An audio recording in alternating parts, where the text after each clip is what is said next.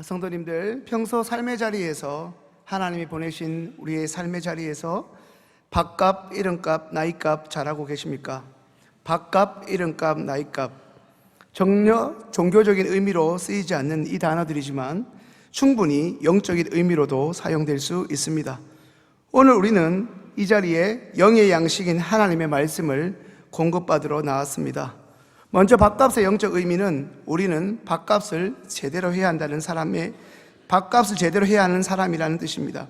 오늘 우리는 그냥 구경꾼으로 이 자리에 나온 것이 아니라 어떤 자격을 지닌 사람으로 이 자리에 나온 것입니다. 또한 이름값의 영적인 의미는 크리스찬, 그리스도인, 예수쟁이 등 특정한 하나님이 부여하신 정체성을 가리키는 말로 우리가 또한 이 이름값을 제대로 해야 하는 사람이라는 뜻을 가리키기도 합니다. 또한 오늘 이 자리에 나온 우리는 예배, 기도, 말씀, 은혜라는 단어가 전혀 생소하거나 낯서지 않을 만큼 이미 우리는 교회 문화와 신앙생활에 매우 익숙한 사람들입니다. 이 말의 세 번째 영적 의미는 우리는 이제 나이값을 제대로 해야 한다는 것입니다. 오늘 본문에는 아나니아와 삽비라라고 하는 크리스찬 부부가 나옵니다. 먼저 남편 아나니아는 그의 이름의 뜻은 하나님은 은혜로우시다라는 뜻을 가집니다. 은혜롭다는 뜻의 히브리어 하난과 잘 아시는 대로 여호와를 가리키는 야라는 말이 합쳐진 하나네아에서 유래된 너무나 좋은 이름을 가졌습니다. 또한 그의 평생의 반려자 삽비라의 뜻은 청옥, 보석, 아름답다라는 의미를 가집니다. 아름다운 여성에게 이름과 그 뜻마저도 아름답다, 보석이라는 의미를 더한 것입니다. 이처럼 아나니아와 삽비라 그들의 이름은 아름답고 소중했습니다. 하지만 아나니아와 삽비라 그 크리스찬 부부의 삶은 그들에게 지난 세월 하나님의 말씀이라는 영의 양식을 경험한 밥값도 그들에게 부여된 그 소중한 이름의 의미처럼 이름값도 지금껏 하나님의 은혜로 오랜 기간 신앙생활 해온 사람다운 한마디로 나이값을 하지 못하는 인생들이었습니다. 오늘 이 예배를 통하여 이 땅에 저와 성도님들을 허락하신 하나님의 의도와 우리 그리스도인들의 존재의 의미를 다시 한번 살펴보는 하나님의 은혜가 있기를 소망합니다. 오늘 본문을 간략하게 말해보자면 이렇습니다. 초대교회에 말씀드린 것처럼 아나니아와 삽비라라 이름하는 부부가 있었습니다. 그런데 그들은 자신들이 가지고 있었던 땅과 밭을 판 돈을 사도들에게 내어주었습니다. 그런데 아나니아와 삽비라는 자신들의 그 땅을 판 돈의 전부를 준 것이 아니라 일부는 감추어 두고 나머지 일부를 사도들에게 주었습니다. 그리고 그 일로 인해 하나님은 은혜로우시다는 이름을 가진 아나니아가 베드로 사도에게 너는 하나님께 거짓말을 하였다라는 질책을 받자마자 그 자리에서 죽었습니다. 가끔 텔레비전 뉴스에서 사건 사고 소식을 전해주는 아나운서나 기자가 이런 말을 하는 것을 우리 성도님들 들어보셨을 것입니다. 어떤 터널에서 교통사고로 운전자가 사고 현장에서 즉사했다고 말입니다. 우리가 텔레비전에서 보고 듣는 것처럼 사도 베드로의 책망이 있자마자 남편 아나니아는 바로 그 자리에서 죽었습니다. 남편 아나니아가 죽은 후 3시간쯤 지났을까요? 이번엔 그의 아내 삽비라가 또 한 번 베드로 사도의 질문에 또 한 번 거짓말을 하고 남편처럼 그 자리에서 또 죽게 됩니다. 불과 3시간 만에 속된 말로 하루아침에 멀쩡한 두 사람이, 그것도 하나님을 섬긴다는 크리스찬 부부가 죽었습니다. 오늘 본문 5절과 마지막 11절에 나오는 것처럼 아나니아와 삽비라의 이 일로 인해 이 소식을 들은 많은 사람들이 하나도 예외 없이 다 큰 두려움에 떨게 되었습니다. 나도 거짓말해도 너무나 자주 하는데, 나는 거짓말해도 아무런 일도 안 생기는데, 이렇게 멀쩡하기만 한데 성경은 완전 거짓말이고 순 엉터리야, 이런 생각이 드실지도 모릅니다. 거짓말 한 번 했다고 갑자기 벼락 맞듯이 사람이 죽어버리면 지금 이 자리에 살아있을 사람이 도대체 세상에 몇 명이나 있을까, 이런 생각이 드실 수도 있을 것 같습니다. 아나니아와 삽비라는 오늘 성경에서 말씀하고 있는 것처럼 정말 갑자기 사라졌습니다. 그것도 어이없이 죽었습니다. 이야, 사람이 이렇게 죽을 수 있나 할 정도로 말입니다. 하지만 그의 죽음은 부인하지 못할 명백한 사실이었습니다. 성도님들, 아나니아와 삽비라 왜 죽었습니까? 결과적으로 그들은 거짓말 때문에 죽었습니다. 그렇다면 왜 하나님은 거짓말을 아무렇지도 않게 소위 밥 먹듯이 거짓말하는 우리들은 살려주고 불쌍하게 아나니아와 삽비라만 억울하게 그리고 이렇게 황당하고 갑작스럽게 그들의 생명을 빼앗아 가셨을까요? 한번 따라서 해볼까요? 거짓말은 따라서 하기 싫으시군요. 거짓말은 하나님을 속이는 행위다. 화를 내시면서 하시는 것 같아요. 거짓말은 하나님을 속이는 행위입니다. 오늘 성경에서 말하고 있는 아나니아와 삽비라가 살았던 시기는 잘 아시는 것처럼 초대교회입니다.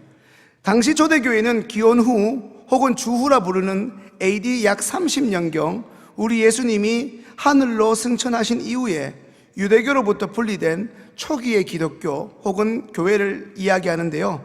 쉽게 말하면 초창기 교회, 오늘과 같은 형태의 교회가 이제 막 형성되어 가는 시기라고 이해하시면 될 것 같습니다. 그 중요한 시기에 공적 장소라고 할 수 있는 하나님의 교회에서, 그것도 사도들 앞에서 그들이 공공연하게 거짓말을 한 것입니다. 이것은 사람들에게 가볍게 넘길 수 있는 농담 차원이 아니라 살아계신 하나님을 향한 하나님을 모독하는 중대한 범죄였습니다. 오늘 본문을 그저 눈으로 읽을 때는 그저 베드로의 말 한마디에 아나니아와 삽비라 두 부부가 즉사한 것 같아 보이지만 실상 그들은 사도 베드로와 함께 하셨던 성령 하나님에 의하여 그들의 목숨을 잃게 된 것입니다. 성도님들, 오늘 본문을 절대 오해하시지 마실 것은 오랜 시간 교회를 출입하고 그곳에서 신앙생활을 해온 사람들 가운데 적지 않은 이들이 이 본문을 잘못 이해하고 심지어 강단에서도 이 본문을 특정 목적으로 엉뚱하게 설교하는 것을 심심찮게 보게 됩니다. 특별히 이 본문의 잘못된 적용은 주로 기도원에서 적지 않게 발생합니다. 그 핵심 내용이 무엇인가 하면 아나니아와 삽비라는 땅을 판 돈을 하나님과 교회에 제대로 다 바치지 않아서 죽었다는 것입니다. 과연 그렇습니까? 전혀 그렇지 않습니다. 밭을 판 돈이 절반만 바쳤든 10분의 1만 바쳤든 그 액수의 크고 작음에 상관없이 우리 믿는 이가 하나님께 드림 그 자체가 하나님 받으시기에 소중한 행위입니다. 중요한 것은 아나니아와 삽비라를 죽음으로 몰아갔던 그들의 거짓말에 있습니다. 도대체 무엇이 신앙생활을 이렇게 열심히 하던 그 부부를 죽음에 이르게 했습니까? 오늘 본문 사도행전에 기록된 이 초대교회는 성령 하나님의 인도하심으로 세워지고 이제 막 부흥해 가던 교회였습니다. 성령님의 역사로 하나님의 은혜를 깨닫고 자기의 재산까지 내놓던 사람들이 오늘 본문에 아나니아와 삽비라 외에도 당시에 많이 있었습니다. 이제 그것을 이해하기 위해서는 사도행전 4장을 읽어야 하는데요. 오늘 사도행전 4장 32절부터 37절까지 말씀을 우리 PPT를 통해서 읽겠습니다.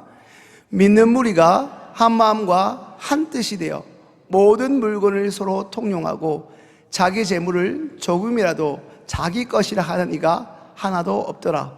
사도들이 큰 권능으로 주 예수의 부활을 증언하니 무리가 큰 은혜를 받아 그 중에 가난한 사람이 없으니 이는 밭과 집 있는 자는 팔아 그 판 것의 값을 가져다가 사도들의 발 앞에 두매 그들이 각 사람의 필요를 따라 나누어 줌이라. 구브로에서 난 레위 족 사람이 있으니 이름은 요셉이라. 사도들이 일컬어 바나바라 번역하면 위로의 아들이라 하니 그가 밭이 있음에 팔아 그 값을 가지고 사도들의 발 앞에 두니라. 방금 함께 읽은 본문을 보면 또한 한 사람이 나오는 것을 확인할 수 있습니다. 그 사람은 구브로 출신의 요셉이라는 사람입니다. 사도들이 바나바라 부르는 이 사람은 자신의 밭을 팔아 사도들의 발 앞에 두었습니다. 방금 읽은 32절에서 37절에서 주목해야 할 것은 크게 두 가지입니다. 하나는 당시에 가난한 사람이 하나도 없었다는 것입니다. 성도님들, 전혀 믿기지 않으시겠지만 어제나 오늘이라 영원토록 변함없으신 우리 하나님의 말씀이라면 그랬다고 믿어야 할 것입니다. 당시의 정황을 살펴볼 때 분명 가난하게 사는 사람이 왜 없었겠습니까? 아마도 적지 않았을 것입니다. 오늘날도 개인적으로나 국가적으로 가장 큰 관심사 중 하나가 이 먹고 사는 경제 관련 현안이지 않습니까? 그때나 지금이나 부자가 있다면 상대적으로 혹은 절대적으로 가난하게 살아가는 사람들이 분명 있게 마련입니다. 그런데 그 당시에 가난한 사람들이 있었다 하더라도 그들이 가난할 틈이 없었다는 의미입니다. 왜 그랬을까요? 성령의 감동으로 하나님께 은혜를 받은 사람들이 사도들에게 그 어렵고 힘든 사람들을 언제든지 도울 수 있도록, 더 나아가서 사도들에게 그 어려운 사람들을 부디 도와주라고 자신의 물질을 그들의 발 앞에 놓고 가는 일이 빈번하게 있었다는 말입니다. 쉽게 이야기하면 당시 초대교회는 구제하고 나누고 베푸는 것들이 일상적이었다는 것입니다. 오늘 사도행전의 이야기를 한 문장으로 이야기한다면 교회 덕분에, 크리스천들 덕분에 교회 밖의 사람들이 우리 예전에 동화에서 나오는 것처럼 행복하게 살았다는 것입니다. 쉽게 말하면 하나님을 믿는 사람들, 예수님을 사랑하는 사람들 덕분에 하나님 그리고 예수님과 전혀 무관한 동네 사람들이 가난하지 않았다는 것입니다. 가난으로 인해서 염려하지 않아도 되었다는 말씀입니다. 오늘 이 자리에 나온 우리가 바로 이것을 잃어버렸습니다. 아나니아와 삽비라는 자신을 드러내고자 자신의 밭을 팔았습니다. 물론 그들도 처음에는 순수한 목적으로 구제하고자 자신의 밭을 팔았는지도 모릅니다. 하지만 그들은 사도행전 4장에 나오는 것처럼 바나바처럼 자신의 소유를 팔아 교회 사람들에게 인정받고 교회 구성원들로부터 칭찬받고 싶은 마음이 있었습니다. 쉽게 이야기하면 아나니아와 삽비라 부부의 헌금의 동기가 불순했다는 것입니다. 결과적으로 그들은 자기들의 재산을 적지 않게 교회에 바치고도 죽음을 당하고 말았습니다. 성도님들, 왜입니까? 아나니아와 삽비라는 하나님의 영광보다는 자신의 영광을, 자신의 이름을 드러내고 나타내고자 안간힘을 썼기 때문입니다. 교회에서 같은 성도들에게서 인정받고 칭찬받고 기어이 자기의 이름을 드러내고자 밭을 팔았는데 막상 다 내려니까 갑자기 아깝다는 생각이 들어 밭을 판 돈의 일부를 그들 부부만 아는 곳에 숨긴 것입니다. 하나님의 관심이 바로 여기에 있습니다. 아나니아와 삽비라가 자신의 소유를 숨겼던 동기와 의도입니다. 그것은 바로 탐심이었고 욕심이었습니다. 내 밭을 팔았으니 이건 당연히 내 것이라는 것입니다. 내 것이니 내 마음대로 숨겨도 된다는 생각을 가진 그들의 탐심이 거짓을 잉태하고 결국 죄악으로 드러난 것입니다. 밭을 판 돈의 일부를 숨긴 그들은 하나님의 사도 베드로에게 이게 전부입니다 라고 또 한 번 거짓말을 합니다. 이처럼 그들은 숨기고 감추고 이게 전부라고 거짓말을 하였습니다. 하나님은 우리가 드린 헌금의 액수에는 사실상 1도 관심이 없으십니다. 왜 그렇습니까? 잘 알고 계시겠지만 강력하게 말씀을 드리죠. 하나님은 결코 거지가 아니시기 때문입니다. 그런데 중요한 것은 그 헌금을 하나님께 드리고 바치는 우리의 마음의 동기와 의도입니다. 마지막으로 그들의 잘못은 죄를 공모했다는 것입니다. 아내 삽비라는 남편 아나니아와 똑같은 거짓말을 했습니다. 이제 사도행전 5장 2절 말씀 읽습니다. 그 값에서 얼마를 감춤해 그 아내도 알더라. 얼마만 가졌다가 사도들의 발 앞에 두니. 설사 남편이 거짓말을 했다 손 치더라도 아내가 바로 잡아줘야 옳았습니다.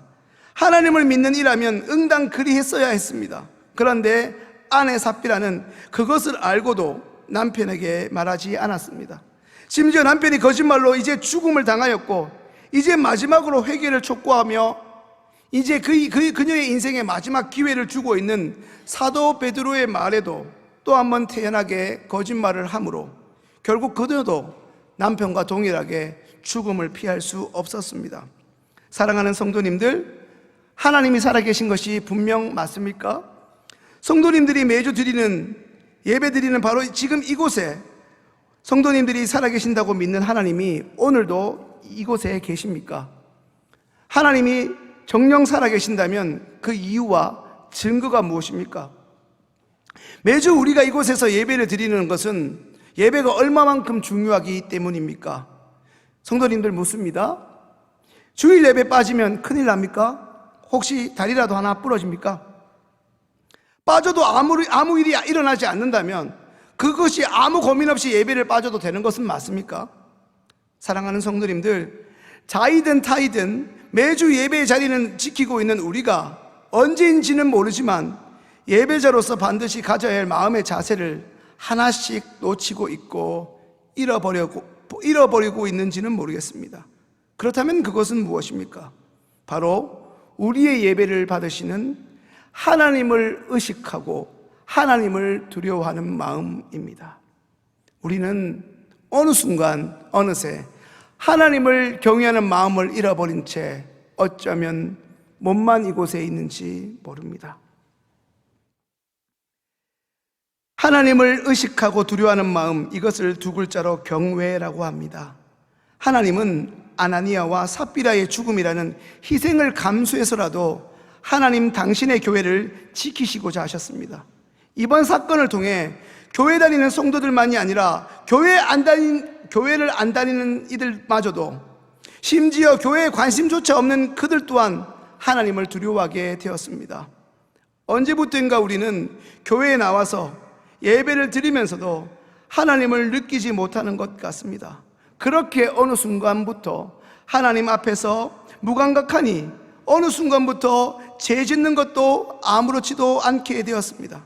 어쩌면 애초부터 죄가 무엇인지도 모르고 그것에 관심조차 없는 것이 맞다 하겠습니다. 이제 말씀 한 군데 읽겠습니다. 로마서 2장 24절 말씀입니다. 기록된 바와 같이 하나님의 이름이 너희 때문에 이방인 중에서 모독을 받는도다. 한 번 더 읽을까요? 기록된 바와 같이 하나님의 이름이 너희 때문에 이방인 중에서 모독을 받는도다. 주일 이 자리를 제외한 성도님들의 삶의 현장에서 예수를 믿는 것을 결코 부끄러워하지 않고 믿는 사람답게 살아가고 계십니까? 솔직히 그렇지 못하다면 왜 그렇습니까? 오늘날 한국 교회가 왜 믿지 않는 사람들로부터 원성과 비아냥을 받고 있습니까? 세상은 그들로 인해 망가지고 파괴되는 것이 아니라 방금 함께 읽은 로마서 2장 24절의 말씀처럼 하나님의 이름을, 하나님의 은혜를 주저함 없이 이야기하는 바로 우리 때문에 사실상 하나님의 영광이 가려지는 것입니다. 세상 속에 있는 하나님 모르는 그들의 탓이 아니라 바로 매주 예배의 자리를 빠짐없이 지키고 있는 바로 오늘 우리가 하나님의 존재의 목적대로 살아내지 못했기 때문입니다.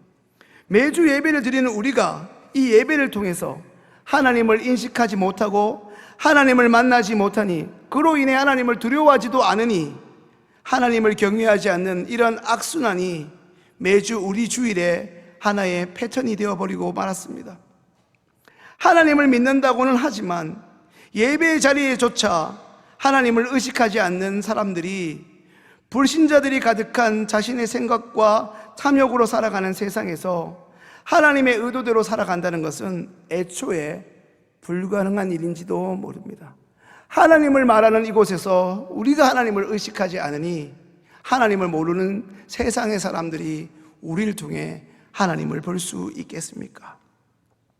하나님을 경외하기 위한 매주 우리의 예배가 먼저 회복되어야 할 것입니다. 사랑하는 시흥교회 예배자 여러분, 매주 예배를 대하고 있는 우리의 삶의 모습 한번 점검하고 돌아보아야 할 것입니다. 다른 무엇보다 하나님께만, 그 하나님을 만나고자 예배에 온 마음을 들여 집중하고 있는지, 예배의 모든 순서마다 하나님을 경외하는 마음으로 참여하고 있는지를 돌아보아야 합니다. 반드시 우리의 예배를 통해 하나님을 경험해야만 교회 안팎으로 하나님을 경외하는 삶을 비로소 살아갈 수 있습니다. 교회는 교회다워야 할 것입니다. 예배는 예배다워야 할 것입니다. 그러나 그러기 위해서는 하나님과 성령님, 예수님이 먼저 우리 시흥교회의 주인이 되셔야 합니다. 매주일 정해진 시간에 이곳에서 드려지는 예배에 주인은 하나님이셔야 하고 하나님이십니다. 그렇게만 된다면, 그렇게 될 때 비로소 우리는 다시금 놀라운 부흥을 이곳에서 경험할 수 있게 될 것입니다. 그렇게 하나님만을 주인으로 섬기고 고백하는 자들을 통해 그런 사람들이 있는 곳 어디에서나 다시금 하나님을 경험하는 일들이 일상처럼 이어지고 그들을 통해 하나님을 보게 되는 이들이 나타나게 될 것입니다. 말씀을 정리합니다. 사랑하는 시흥교회 성도님들, 오늘부터라도 우리가 밥값을 제대로 해야 할 것입니다. 적어도 우리는 명색이 매주 예배를 드리면서 하나님의 말씀을, 하나님의 말씀이라는 양식을 먹는 사람이지 않습니까? 또한 오늘부터라도 크리스찬이라는 이름값을 제대로 해야 할 것입니다. 교회에서 왜 사람들이 나한테 아는 체도 안 하고 인사도 안 해? 그러면서 기분 나빠하지 마시고, 그 사람들이 이전에 나를 모른 척했던 사람들마저도 나에게 달려오고 싶게끔 매력적이고 멋진 그리스도인이 먼저 되어주시기 바랍니다. 성도님들, 적지 않은 시간 시흥교회 예배당을 출입했으니 이제 여전히 자기밖에 모르는 이런 이기적인 모습을 이번 기회에 떨쳐내야 하지 않겠습니까? 아직도 우리에게 남아있는 이 아나니아와 삽비라 같은 망령된 생각과 행실을 이제라도 끊을 수 있기를 간구합니다. 성령의 도우심이 필요합니다. 성령님의 도우심을 구할 때 예수님을 믿는 사람답게 밥값을 하고 이름값을 하고 이제껏 평생 믿은 사람답게 나이값 제대로 하는 주의 성도가 되게 해달라고 성령의 도우심을 구하시기 바랍니다. 또한 성령의 역사를 구하기 이전에 먼저 하나님을 경외하는 것을 회복할 수 있는 이 자리에 저와 여러분 될 수 있기를 주님의 이름으로 축원합니다. 기도드리겠습니다. 하나님 아버지, 복된 날 주셔서 감사합니다. 하나님, 전하면서도 두렵고 나부터 그렇게 살고 있는지를 돌아봅니다. 하나님, 한국교회, 특별히 이 땅의 그리스도인들 가운데 예배를 얼마나 많이 드립니까? 드리는 만큼이나 우리에게 하나님을 경외하는 마음이 있었는지 돌아봅니다. 하나님 여전히 살아계신다면 무엇이 잘못되었는지도 돌아봅니다. 하나님, 다시금 우리에게 말씀하여 주시고 성령님을 통해서 우리의 언행 심사를 돌이켜볼 수 있는 때마다 일마다 친히 간섭하셔서 하나님, 내가 여기 있다 말씀하시는 것을 듣게 하시고 그 말씀하시는 바대로 그것을 살아내기에 희생이 필요하더라도 그 말씀대로 살아내는, 다시 한번 하나님 기쁘시게 하는 멋지고 복된 그리스도인들 다 되게 하여 주옵소서. 우리의 삶을 통해서 하나님 영광 나타내 주실 것을 믿사오며 예수님의 이름으로 기도드립니다. 아멘.